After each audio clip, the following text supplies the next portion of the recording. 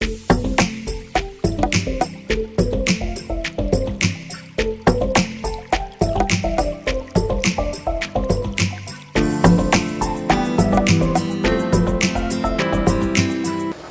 moji, dobro mi došli. Danas iz Radine kuhinje spremam za vas jedno vrlo interesantno jelo, onako kad nam ponestane ideja, vrlo dobro dođe na našem meniju. A to je shepherd pie ili u prevodu pastirska pita. Ja ću je danas raditi na neki svoj način, naravno nešto ću izbaciti što moji ne vole ili dodati nešto što vole. Pa kako to ja radim, izvolite pogledati u narednim minutama. Za shepherd pie potrebno nam je mljeveno meso, u slučaju juneće, ja ga imam negdje oko 750 grama, potrebno mi je raznovrsno povrće, u biti šta god volite i šta imate pri ruci.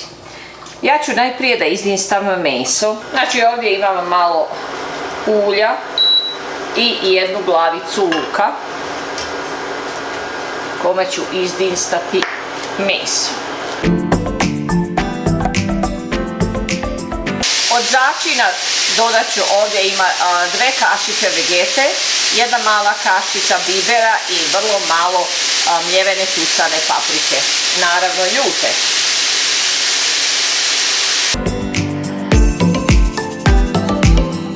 Nakon što se meso malo prodinstalo, dodat ću povrće. Ovdje imam jednu malu crvenu papriku, imam kukuruz, ovamo ima oko 100 grama možda, zamrznuti. I ovdje imam grašak i mrkvu također zamrznutu.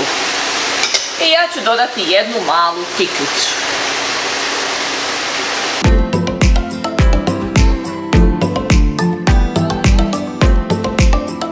Evo sad je već skroz pri kraju, poslije nekih 15 minuta dinstanja. Sad ću pri kraju da dodam 2 kašike paradajz sosa i malo sjeckanog peršunovog lista. Možete dodati bilo koga drugog sosa, jel volite soja ili stvarno je ovo šta kogod ko voli, po izboru. Sad ću uzeti jednu vatrostalnu posudu i istrešću ovo sve.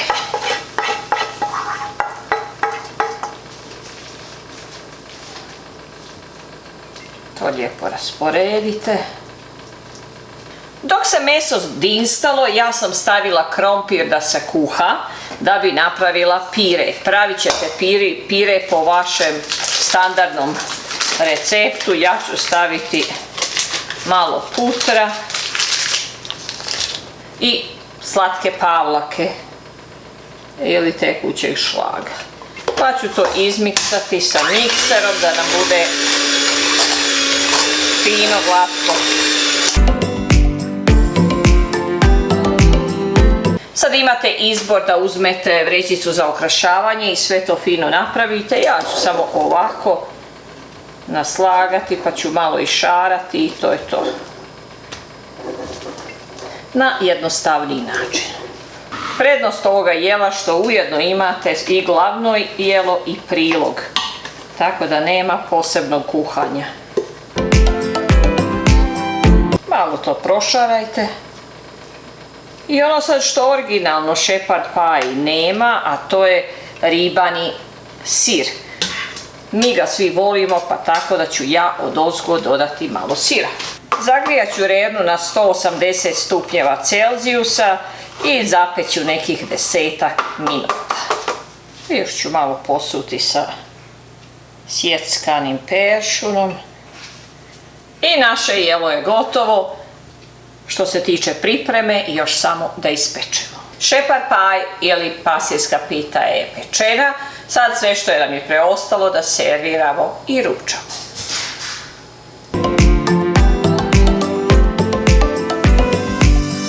Dragi moji, ovo je moja pastirska pita ili shepherd pie.